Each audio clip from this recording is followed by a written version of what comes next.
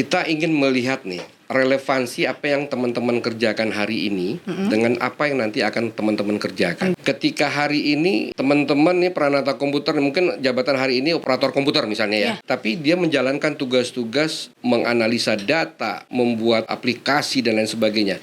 Dia mendaftar untuk jabatan peranata komputer, itu relevan pasti. Nyambung nih ya, Pak, nyambung dia. Tapi kalau hari ini hanya ngetik surat nih, buat surat gitu ya, ngeprint surat, tiba-tiba dia ingin mendaftar tugas-tugas yang teman-teman peranata komputer lakukan, membuat aplikasi dan sebagainya, itu pasti kami tolak.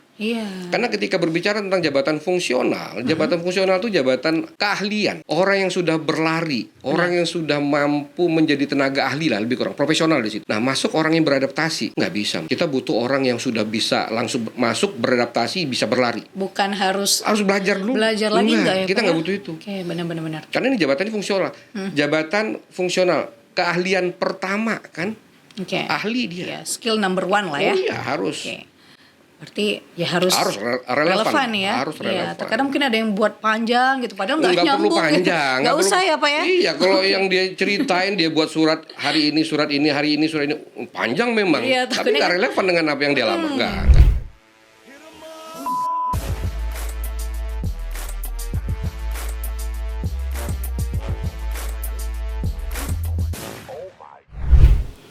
Assalamualaikum warahmatullahi wabarakatuh. Waalaikumsalam warahmatullahi wabarakatuh. Hai Sobat Diskominfotik Provinsi Riau sekalian, apa kabar? Semoga selalu sehat ya dimanapun Sobat berada. Nah, kembali lagi bersama saya Yolanda Marda Yahya di podcast Diskominfotik Provinsi Riau. Nah, khusus episode kali ini mungkin ini ditunggu-tunggu ya sama Sobat Diskominfotik Provinsi Riau ya. Spesial episode kali ini kita akan membahas mengenai penerimaan P3K Provinsi Riau. Dan pastinya sudah ada narasumber spesial di samping Yolan, yaitu Bapak Endi Novelli STMT selaku Kepala Bidang Pengadaan, Pemberhentian dan Informasi Kepegawaian Badan Kepegawaian Daerah Provinsi Riau. Apa kabar Bapak? Baik, alhamdulillah. Dari muka-mukanya gak stres atau masih aman Pak? Ya, aman lah. Aman ya? Karena pasti banyak yang nyari ini ya Pak ya. Banyak yang minta informasi gitu. Pastinya, karena memang fungsi kami di BKD itu kan melayani ya. Iya, benar. Kami ingin memastikan bahwa kebutuhan-kebutuhan informasi dari masyarakat teman-teman khususnya non-ASN lah ya, bisa tersampaikan secara utuh. Benar. Nah, ini biar kita menyebarkan informasi lebih luas lagi ya. Iya. Makanya nih kita undang nih. Oke, siap. Bapak yang terhormat. Nah, mungkin karena kita membahas mengenai penerimaan P3K ya Provinsi Riau. Nah, tapi sebelum kita masuk nih ke isi-isinya nih ya Pak ya, boleh nggak sih Pak dijelaskan sedikit mengenai apa sih bedanya PNS dan P3K ini? Oke, ya. Kalau kita pedomani Undang-Undang 20 2023, Undang-Undang ASN terbaru ya. Di situ memang dibedakan PNS-nya dengan P3K. Tapi yang keduanya itu adalah aparatur sipil negara. P3K itu yang membedakannya kontraknya. Oh, masa kontraknya. Ada batasan kontrak kerjanya di sana. Ketika sesuatu jabatan itu telah terisi oleh PNS misalnya, ya tentu kita tidak akan mengisinya dengan P3K. Jadi itu yang membedakannya. Yang lainnya sama. Sama ya. Berarti kalau P3K apakah dapat masa pensiun juga Pak? Uang pensiun atau beda nih? Kalau P3K habis masa kontrak aja gitu? Hari ini memang kalau kita pedomani Undang-Undang 20 2023, ketika berbicara tentang P3, artinya kita juga berbicara tentang PNS-nya. Ada kesetaraan di situ ya. Di Undang-Undang 20 itu tidak dia pisahkan. Jadi berbicara tentang P3K atau PNS itu berbicara tentang ASN. Nah, kalau kita pedomani Undang-Undang 20 itu ya, apa yang didapat PNS juga akan didapat oleh P3K. Tapi kita hari ini belum mengetahuinya karena turunan dari undang-undang itu sendiri belum ada. Peraturan pemerintah yang mengatur tentang manajemen ASN itu sendiri kita masih menunggu. Jadi belum ada, sehingga memang operasional dari Undang-Undang 20 itu implementasinya seperti apa kita masih menunggu. Termasuk tadi pertanyaan apakah nanti ada pensiun dan lain sebagainya. Nah, itu kita masih menunggu. Masih menunggu ya Pak ya. Nah, P3K kan sedang berlangsung nih Pak. Dan tahun ini dibuka memang besar-besaran ya. Formasinya itu maksudnya mungkin lebih besar lagi daripada tahun lalu. Karena berharap mungkin yang lulus juga lebih banyak dari setiap OPD. Nah, sejauh ini nih Pak, sudah berapa banyak sih Pak yang udah submit data P3K sendiri Pak? Ya, kalau kita mungkin kami ingin sedikit menginformasikan bahwa formasi yang kita usulkan untuk menata non-ASN di Pemprov Riau itu luar biasa besar. Ada sekitar 6.360 formasi yang kita siapkan, tersebar di seluruh perangkat daerah. Kita sesuaikan tempat yang ada di perangkat daerah itu sesuai dengan jumlah non-ASN yang ada di tempatnya. Walaupun mungkin ada beberapa perangkat daerah yang jumlah formasinya itu tidak mungkin juga kita paksakan besar. Ya, benar. Walaupun non-ASN-nya cukup banyak. Kita tidak mungkin memaksakan ketersediaan tempat itu. Karena kita akan menghitung juga beban kerja, kebutuhan dan lain sebagainya. Nah, kondisi-kondisi itu yang akhirnya memang kita butuh menata memang. Ada mungkin beberapa perangkat daerah yang jumlah non-ASN-nya banyak yang mungkin kita akan arahkan kepada perangkat-perangkat daerah yang tersedia secara tempatnya. Ya, tapi kita juga menghimbau, yang kita tekankan di sini adalah kita ingin teman-teman non-ASN yang ada di Dinas Kominfo misalnya, ya dia mendaftar di tempatnya. Ya, karena kita berharap misi menata non-ASN hari ini itu bisa tuntas sebagaimana amanat Undang-Undang 20 Desember 2024 itu sudah harus selesai. Nah, hari kemarin data yang kami coba pantau masih sedikit yang resume. Masih sedikit ya Pak? Masih sedikit, masih 300-an. Nah, kami belum tahu persis apa yang menjadi penyebab kondisi kendalanya gitu ya. Kenapa baru segitu gitu ya Pak? Tapi mungkin menurut ada beberapa catatan kami yang kami dapatkan dari teman-teman non-ASN kenapa mereka belum mendaftar ya karena memang ada kekhawatiran bahwa ini masih ada nih teman K2 nih. K2 itu kalau kita buka Kepmenpan 347 itu mereka adalah prioritas teratas. Benar. Ketika mereka mengisi formasi itu, melamar di formasi itu ya, lolos dia secara administrasi ya, ketika dia ikut CAT nilainya rendah, dia tetap menjadi pemenang. Ya? Makanya ada kekhawatiran teman-teman ya untuk mendaftar hari ini. Makanya kami dalam beberapa kesempatan kami menghimbau ke teman-teman K2 untuk bersegeralah mendaftar, pilih tempat yang memang relevan dengan apa yang dia kerjakan hari ini ya, agar kami bisa memetakan. Kami bisa mungkin membantu mengarahkan teman-teman nih ya untuk tidak melamar di sini. Karena ini udah ada K2, sia-sia dia melamar yang sudah ada K2-nya. Iya, benar. Nah, kalau itu dia lamar, dia kami pastikan karena regulasinya mengatur tentang itu. Nggak ada peluang lagi. Nah, itu makanya mungkin jumlah yang sedikit mendaftar itu ada korelasi dengan kondisi yang seperti itu. Termasuk juga mungkin teman-teman juga ingin memastikan terkait dengan persyaratan administrasi yang kita minta. Banyak ada keraguan gitu ya, Pak? Ya, masalah ada keraguan. Makanya kita di pengumuman yang kita sampaikan di websitenya BKD itu kita kasih 3 nomor admin untuk teman-teman bisa berkonsultasi. Ya, kita aktif itu 3 admin itu aktif, teman-teman bisa konsultasi. Dan kami juga kemarin di hari Kamis minggu yang lalu kami sengaja mengundang secara menyeluruh koordinasi kami dengan teman-teman di Kominfo untuk memastikan bahwa kita bisa lakukan secara virtual.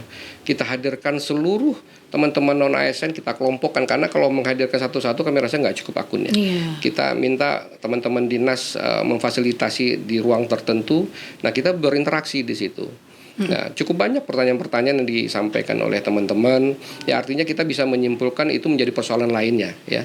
Kenapa jumlah yang pendaftar sampai hari kemarin itu masih sangat sedikit rendah. Ya. Seperti itu. Mungkin terlalu banyak kekhawatiran gitu ya Pak ya. Karena takutnya persiapan ujian tapi administrasinya nggak lulus gitu. Oh iya, itu sangat menentukan soalnya.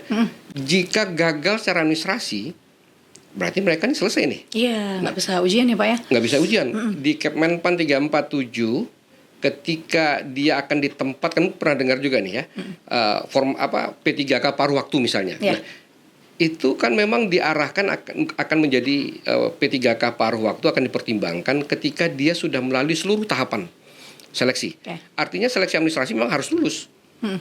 Nah, ketika dia tidak lolos, nggak termasuk yang pasal yang kami sampaikan tadi, dia akan dipertimbangkan. Dia akan dipertimbangkan jika dia seleksi administrasi lolos, kompetensi dia ikut, dia mungkin tidak mendapatkan formasi tempat, ya, dia akan dipertimbangkan menjadi P3K paruh waktu. Ya. Nah sejauh ini kan sudah disosialisasi ya Pak ya, bahwa teman-teman kalau bisa mendaftar di OPD masing-masing gitu kan Pak. Tapi kita nggak bisa ini ya Pak ya, maksudnya mentata semua orang gitu ya. Orang punya punya pemikiran sendiri-sendiri juga, punya ambisi sendiri-sendiri juga. Apakah dari yang mendaftar mungkin udah dicek Pak, apakah ada nih yang lintas OPD juga Pak sejauh ini Pak? Hasil pemantauan kami ada. Ada ya Pak ya? Ada. Karena mungkin dia merasa apa yang dia kerjakan hari ini relevan nanti dengan apa yang akan dia lamar. Oke. Dan mungkin hari ini formasi yang di tempatnya tidak tersedia dengan kualifikasi pendidikan dan juga uraian tugasnya ada di perangkat daerah yang lain. Oke. Ya, secara aturan mereka memang diperkenankan untuk bisa melamar di sana. Iya, tempat lain gitu ya. Ya, tapi sekali lagi ya kami tim verifikatur, supervisor juga akan melihat nih, ingin memastikan uraian tugas teman-teman itu ya. Karena kalau udah lintas perangkat daerah, artinya kan akan ada perbedaan uraian tugas-tugas yang akan dikerjakan nanti dengan hari ini. Nah, kami akan melihat kalau misalnya masih relevan, ya kita akan loloskan. Tapi ketika tidak relevan, ya itu akan kita menjadi pertimbangan ya. TMS-kan dia pilihannya lolos atau tidak lolos, memenuhi syarat atau tidak memenuhi syarat. Nah, jadi seperti itu. Ya tentu syarat-syarat lain juga harus terpenuhi ya di samping uraian tugas tadi. Oke. Nah, kita tahu kan Pak bahwa yang terdaftar di BKN kemarin itu kan kebanyakan mengambil dari ijazah terakhir ya Pak ya, baik itu S1, D3, tapi formasinya kan banyak juga nih yang SLTA sederajat. Nah, itu pertimbangannya seperti apa sih Pak? Mungkin masih banyak bertanya-tanya juga ya Pak, kenapa enggak banyak kuota yang di S1 atau D3 gitu kan Pak. Jadi banyak yang kemarin ya merendahkan diri lah untuk ya udahlah nggak apa-apa, yang penting kita lolos dulu nih di P3K ini gitu. Jadi kami mungkin sedikit flashback proses perencanaan formasi di awal tahun. Ketika kita mengusulkan formasi 6.360 itu kan perjuangannya luar biasa. Tidak serta-merta angka 6.360 itu disetujui oleh pimpinan kita, disetujui oleh Pan-RB. Ya, karena persetujuan prinsip jumlah itu dikeluarkan oleh Pan-RB, Kementerian Pan-RB. Nah, kita tentu ketika kita mengusulkan jumlah itu tentu kita juga berharap nih ya 6.360 itu yang berbagai macam kualifikasi pendidikannya kita siapkan tempatnya sesuai dengan kualifikasi pendidikannya. Misi kita memang seperti itu awalnya. Tapi lagi-lagi karena ini kebijakan pengadaan adalah kebijakan nasional, aturan-aturan telah ditetapkan oleh pemerintah. Nah, termasuk kualifikasi pendidikan, jabatan-jabatan formasi itu disesuaikan. Akhirnya kita memang diberikan ruang karena misinya ini ada misi menata juga nih. Ya, misi menata non-ASN, kita diberikan arahan nih. Ini loh jabatan yang bisa dibuka oleh pemerintah daerah, pemerintah instansi pusat pun juga sama. Ini jabatan yang bisa diisi oleh teman-teman P3K, jabatan pelaksana. Jabatan fungsional bisa ketika memang jabatan fungsional itu tersedia pada saat itu. Ya, jabatan fungsional itu tidak serta-merta bisa kita buka seperti jabatan pelaksana. Jabatan fungsional itu butuh penghitungan yang cermat, berbicara tentang beban kerja di sana. Benar. Dan itu butuh persetujuan dari Menpan RB, persetujuan dari instansi pembinanya. Jadi artinya ketika kita diminta pada awal tahun untuk menata, ya kita tidak punya kesiapan untuk bisa mempersiapkan seluruh formasi yang mampu mengakomodasi kualifikasi pendidikan teman-teman. Itu kondisinya. Nah, akhirnya karena memang kita sudah diarahkan ketika kita tidak bisa memilih itu, ini loh pilihan lainnya. Nah, jabatan pelaksana itu yang akhirnya kita buka. Kita tahu teman-teman itu kualifikasi pendidikannya luar biasa. Ya. Tapi sekali lagi kita tidak punya banyak pilihan. Ketika kita diberikan ruang, kita usulkan maksimal nih formasi sisa non-ASN yang terdata yang kita usulkan nih 6.360 itu. Nah, jumlah itu ya kalau kita ditanya inginnya kita ingin mengakomodasi itu semua, tapi faktanya tidak seperti itu. Nah, jabatan pelaksana itulah pilihan yang diberikan oleh pemerintah dalam rangka kita menata non-ASN kita. Ya. Jadi mungkin kami kasih analogi sedikit ketika mungkin teman-teman mendaftar di Dinas Kominfo ya untuk kualifikasi pendidikan SLTA. Ketika dia gagal di sini berkompetisi, masih banyak perangkat daerah yang juga punya jabatan yang sama, kualifikasi pendidikan yang sama. Berbeda jika seandainya jabatan fungsional yang dibuka ya gagal dia di sini, belum tentu ada formasi yang sama yang bisa teman-teman yang gagal ini ditempatkan di sana.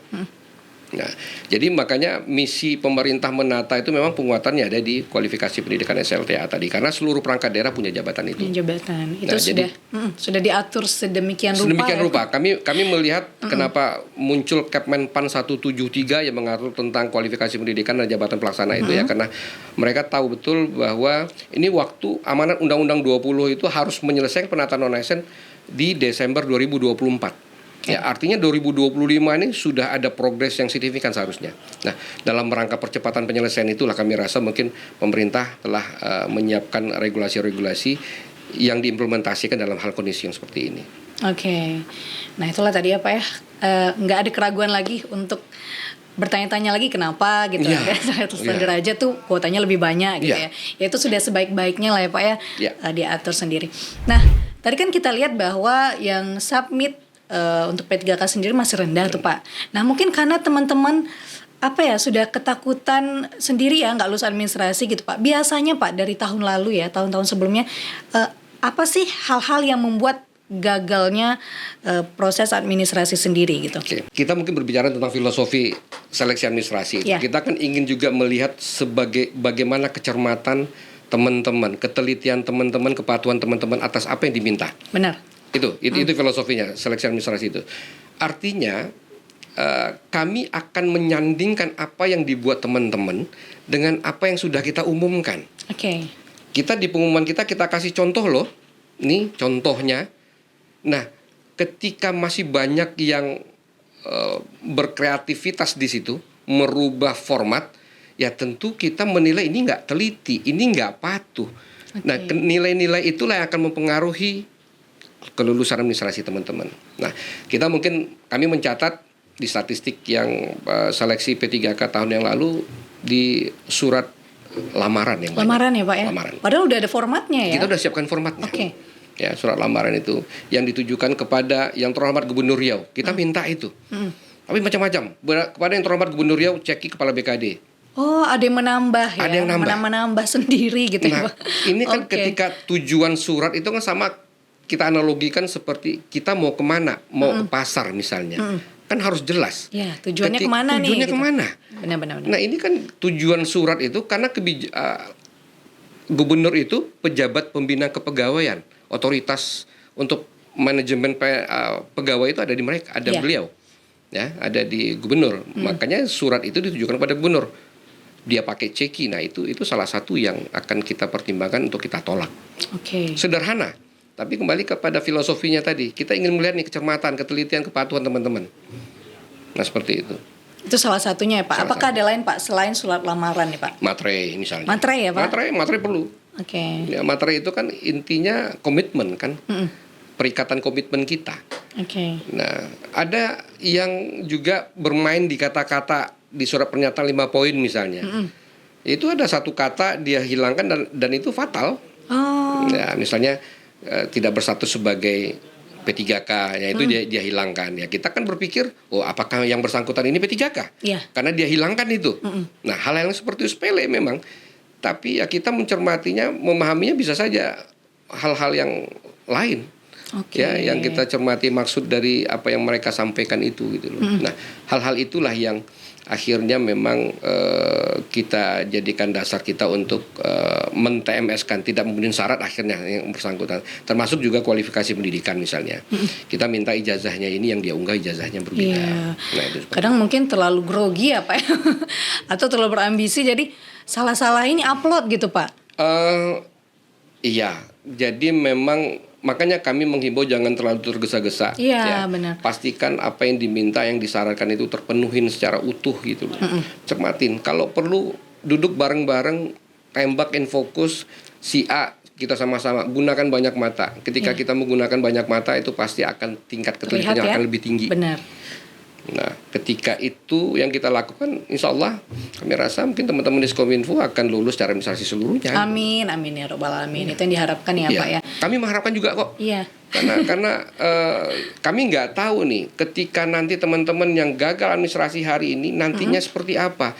Kami khawatir akan muncul persoalan baru nantinya. Kalau selesai hari ini administrasi lolos semua, berarti kan nanti nggak ada persoalan lagi nih. Ya udah tenang ya Pak ya. Kan? Udah tenang hati, tinggal persiapan ujian aja gitu. Iya, tapi ketika masih banyak yang nggak lolos akan bertanya nih, kami mau dikemanakan lagi nih setelah ini. Nah, itu aturannya belum ada nih. Bukan seperti itu. Nah, kemarin kan kita ada ini Pak, referensi apa saja yang kita kerjakan yang harus relevan dengan jabatan yang diambil. Nah, itu apakah semakin banyak poinnya, semakin besar diterimanya, atau yang penting poin-poinnya aja Pak? Kita ingin melihat nih, relevansi apa yang teman-teman kerjakan hari ini dengan apa yang nanti akan teman-teman kerjakan. Ambil ya. Ketika hari ini teman-teman nih peranata komputer, mungkin jabatan hari ini operator komputer misalnya ya. Tapi dia menjalankan tugas-tugas menganalisa data, membuat aplikasi dan lain sebagainya. Dia mendaftar untuk jabatan peranata komputer, itu relevan pasti. Nyambung ya, Pak. Nyambung dia. Tapi kalau hari ini hanya ngetik surat nih, buat surat gitu ya, ngeprint surat, tiba-tiba dia ingin mendaftar tugas-tugas yang teman-teman peranata komputer lakukan, membuat aplikasi dan sebagainya. Itu pasti kami tolak. Karena ketika berbicara tentang jabatan fungsional, jabatan fungsional itu jabatan keahlian. Orang yang sudah berlari, orang yang sudah mampu menjadi tenaga ahli lah, lebih kurang profesional di situ. Nah, masuk orang yang beradaptasi, nggak bisa, Mbak. Kita butuh orang yang sudah bisa langsung masuk beradaptasi, bisa berlari. Bukan harus belajar dulu. Belajar lagi enggak ya? Kita nggak butuh itu. Benar. Karena ini jabatannya fungsional. Jabatan fungsional, keahlian pertama kan? Ahli dia. Skill number 1 lah ya. Iya, harus. Berarti ya harus relevan ya. Harus relevan. Terkadang mungkin ada yang buat panjang gitu, padahal nggak nyambung. Perlu panjang. Nggak usah ya, Pak ya. Iya, kalau yang dia ceritain dia buat surat hari ini, surat ini, hari ini, surat ini panjang memang. Tapi nggak relevan dengan apa yang dia lama. Nggak harus banyak ya. Isinya yang penting. Nggak harus tahu nih apa aja yang dikerjain di kantor gitu ya, Pak. Yang penting relevan dia. Nah jika ini tapi yang tidak kita doakan ya. Jika misalnya tidak lulus proses administrasi, apakah bisa mendaftar di gelombang kedua, Pak? Atau sudah sampai situ aja gitu? Mungkin ada juga teman-teman yang banyak bertanya nih, Pak. Kalau kita pedomani regulasi yang telah ditetapkan oleh pemerintah di Kemenpan 347 misalnya, ya, yang diatur itu dia ada dua di jadwal ada dua ya. Di jadwal BKN itu ada dua, periode pertama kita anggap seperti itu dan ada periode kedua. Nah, di periode pertama itu memang diperuntukkan bagi teman-teman K2, non-ASN K2 dan yang terdata di BKN.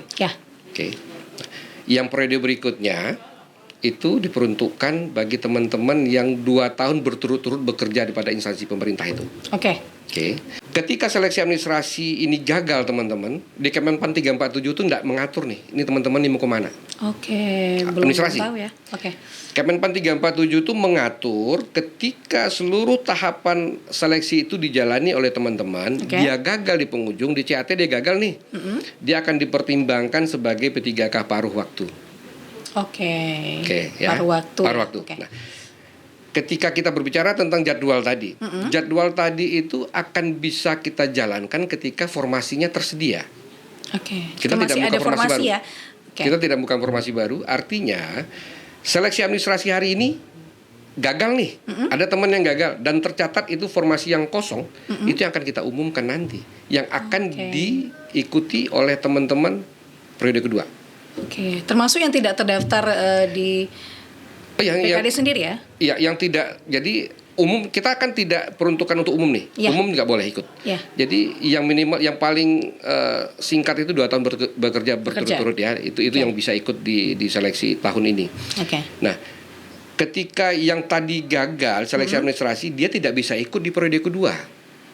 Dia udah selesai nih.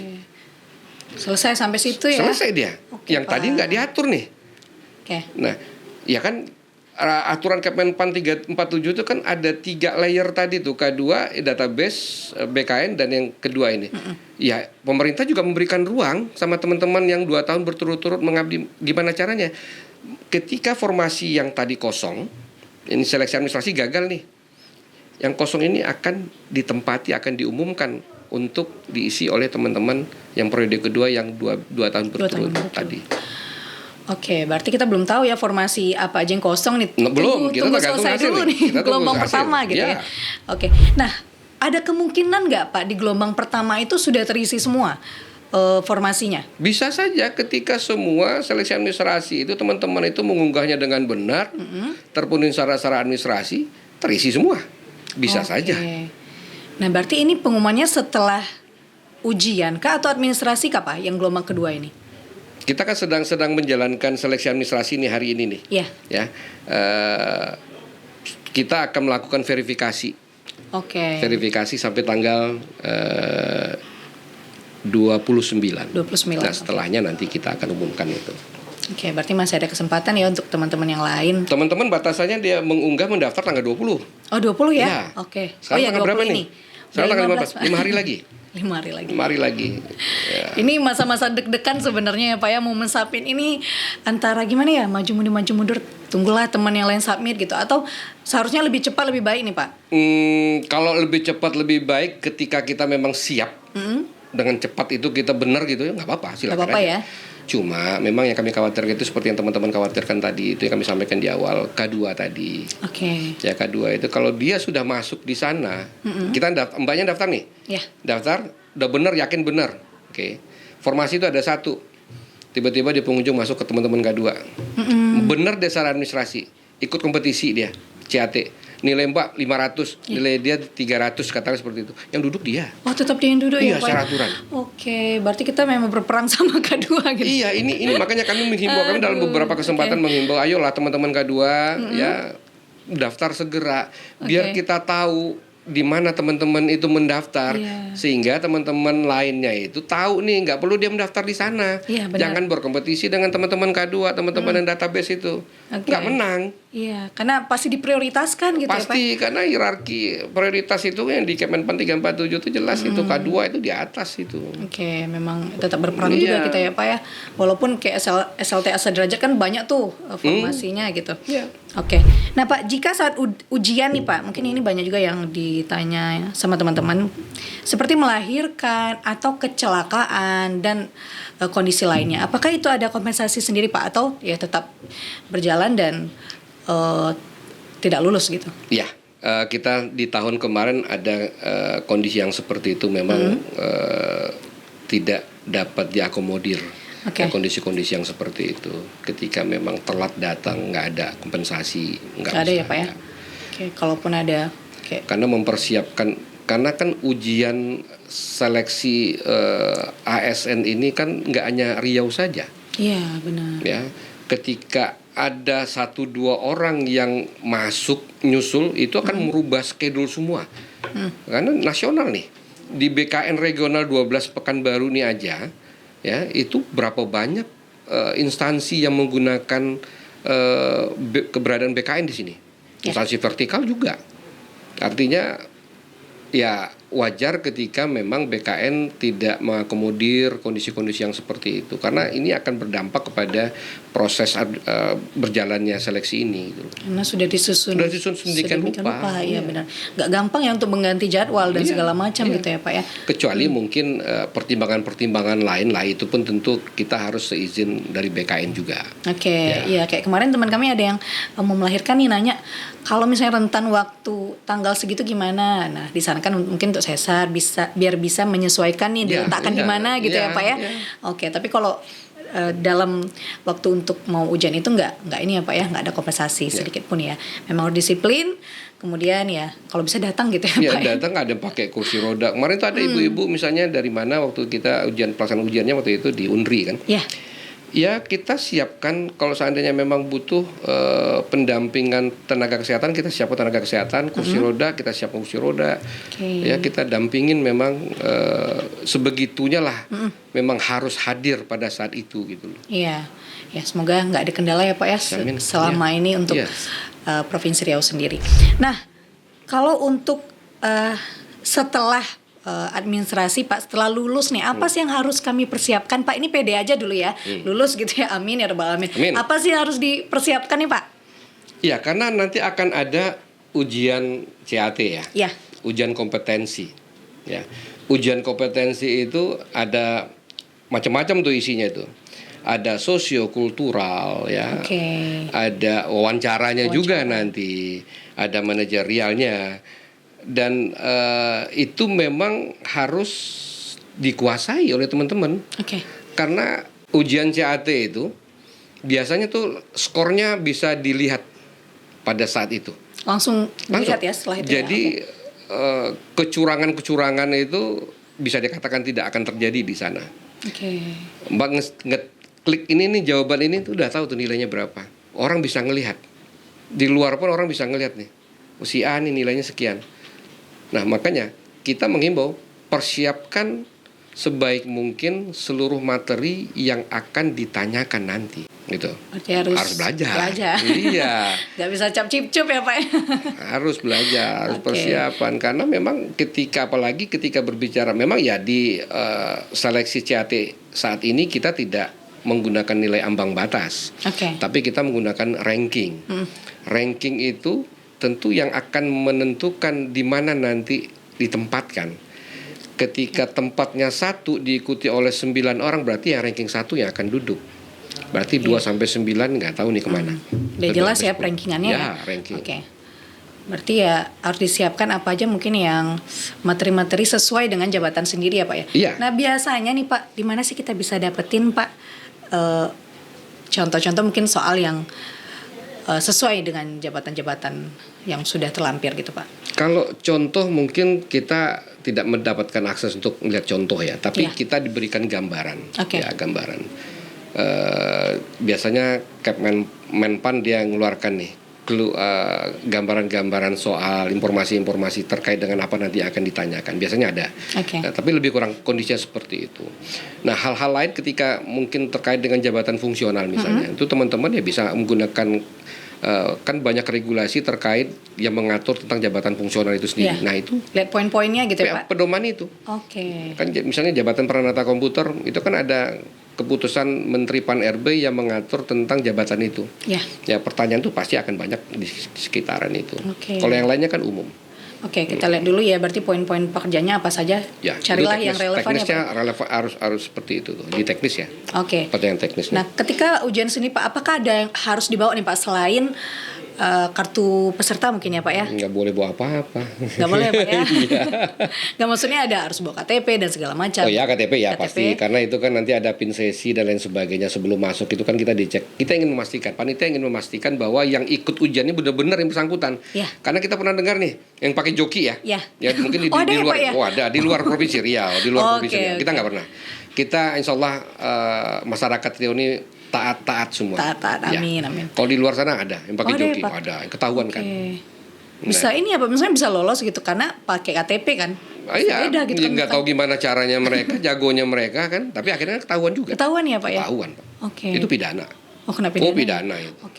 Insya Allah orang Riau nggak ada yang kayak gitu ya Insya Allah Pak ya? orang Riau baik-baik, apalagi teman-teman non-ASN di Pemprov Riau itu luar biasa. Amin. Yang penting usaha dulu, belajar dulu ya Pak ya? Harus belajar. Dan harus pede lah Kurangin ya. Kurangin ngopi. Apalagi anak zaman sekarang ya Pak. Atau belajarnya sambil ngopi boleh Pak? Boleh. Sama teman-teman yang lain juga gitu ya. Enak tuh diskusi kan. Yang satu yang jabatan yang sama yang ingin diambil, kita bisa interaksi itu diskusi. Manfaatnya efektif itu. Benar. Nah, apakah ada nih dari Bapak sendiri informasi-informasi lainnya yang mungkin belum tersampaikan kepada sobat-sobat calon P3K ini Pak? Iya, kami ingin kepada teman-teman calon pelamar ini ya untuk betul-betul mencermati lah ya apa yang diminta. Yang banyak pertanyaan itu masalah uraian tugas lah ya. Uraian tugas itu uraian tugas yang mana yang kami perlu isi. Ya uraian tugas yang di situ yang hari ini yang teman-teman kerjakan ya, yang menggambarkan relevansinya dengan jabatan nanti yang akan dilamar. Ya, uraian pekerjaan yang akan dilamar. Nah, itu banyak pertanyaan. Jadi teman-teman perlu mencermati itu ya. Isi dari uraian tugas itu. Karena itu menjadi penilaian kita ketika teman-teman ingin mendaftar, jangankan di perangkat jangankan keluar di perangkat daerahnya sendiri aja kita akan melihat itu. Ya, itu penting gitu. Itu yang paling penting ya Pak, relevan antara pekerjaan yang mau diambil sama yang sekarang. Termasuklah administrasi lainnya juga harus terpenuhi. Iya, tapi dari tadi yang kita bicarakan itu yang paling ini ya Pak ya, paling utama kayaknya ya Pak ya. Takutnya teman-teman mau ngambil jabatan yang lebih tinggi tapi nggak relevan, bisa menjadi bumerang untuk diri sendiri gitu ya Pak ya. Nah apakah ada yang lain Pak yang mau disampaikan juga nih Pak selain job desk? Ya, kami ini sisa 5 hari. Waktu 5 hari kami rasa mungkin waktu yang sudah cukup pas untuk teman-teman memutuskan untuk melamar di mana ya. Dan kami minta juga pastikan bahwa seluruh syarat-syaratnya cukup banyak memang. Ya. Banyak Pak. Kami minta teman-teman cermati betul apa yang diminta di pengumuman itu. Ya. Kita sudah unggah contoh-contoh, jangan buat kreativitas di situ. Ya. Kalau bisa mungkin PDF yang kita unggah itu, PDF itu aja yang dipakai lagi gitu kan, tinggal isi aja identitas kita. Nah, bersegeralah mendaftar ya, tapi pastikan tadi cermat semua, benar semua yang diunggah itu. Oke. Ya, berdoa pastinya. Berdoa. Minta restu orang tua gitu. Iya. Insya Allah itu. Insya Allah. Nah, ada nggak sih Pak tips and trik dari Bapak sendiri nih biar bisa lolos di ujian maupun administrasi lah Pak? Ya, yang tadi pertama tuh seleksi administrasi kita berbicara tentang kecermatan, kepatuhan, ketelitian, itu sudah harus terpenuhi. Yang berikutnya ketika kita berbicara tentang seleksi kompetensi, tentu berbicara dengan kemampuan kita. Nah, tentu ketika kita berbicara tentang kemampuan kita, tentu kita juga harus mempersiapkan nih. Kita melamar jabatan apa nanti? Penguatan kita tentu harus sudah ada di jabatan itu. Artinya kita perlu mempersiapkan.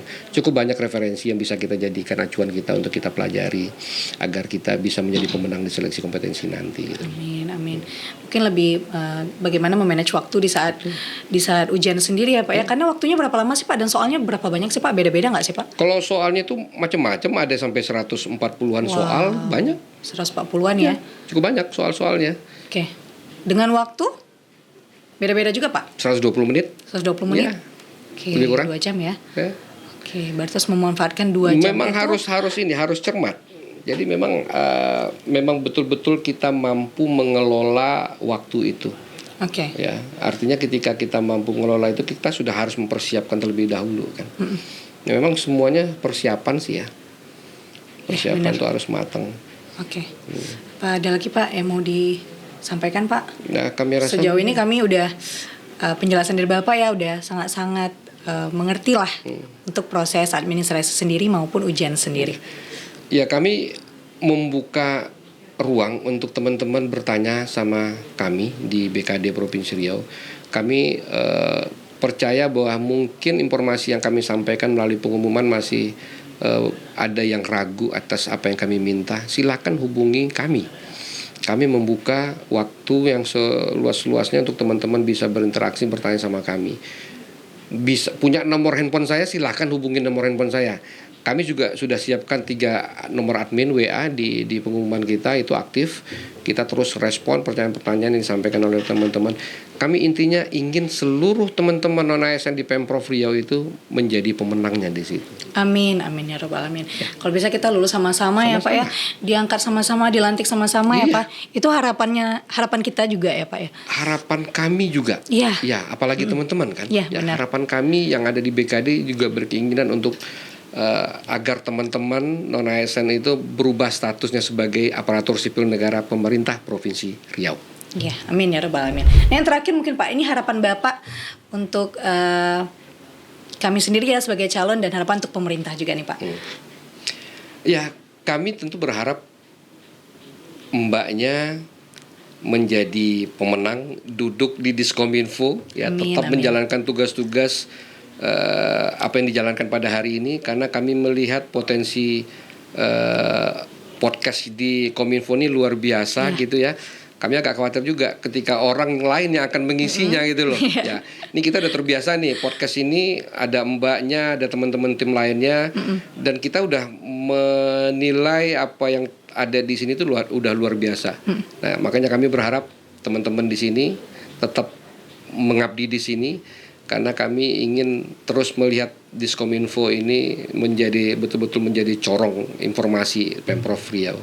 Nah, pemerintah sendiri tentu kami di pemerintah juga akan menjalankan fungsi-fungsi kami agar dapat menjembatani harapan teman-teman itu sebagai pegawai aparatur sipil negara Pemprov Riau. Makanya kita senantiasa menginformasikan apa-apa yang perlu kami informasikan. Iya. Gitu. Makasih Bapak supportnya. Yang pasti kami ucapkan makasih banyak nih buat Badan Kepegawaian Daerah Provinsi Riau. Semoga Bapak dan staf semua sehat selalu ya Pak. Apalagi ini lagi gencar-gencarnya ya, pasti lebih ekstra lagi mungkin kerjanya di sana gitu ya Pak. Sembari kami di sini mendaftar gitu. Semoga teman-teman yang di sana juga sehat selalu ya Pak ya.